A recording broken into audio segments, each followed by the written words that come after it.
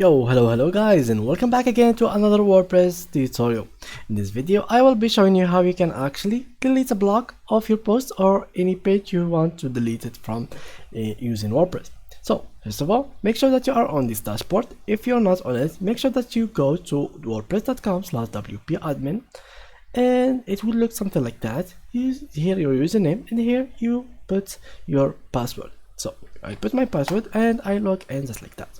Now, how about deleting a block? What is a block exactly?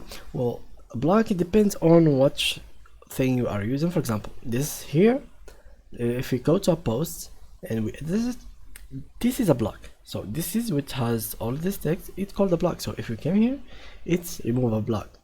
So this is the first way how to delete a block. The second way how to delete a block is by, for example, Control A and deleting it by using your keyboard. And the third thing, which is if you are using Elementor, so if you edit, no, I don't want this. How can I remove it? I can't. Okay, let's refresh the page. Okay, something like that, and click edit with Elementor. Now we wait until it loads, and it will take us to another page.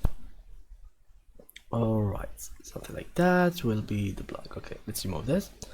And here, as you can see, we can add some structures like that. These structures are called blocks also.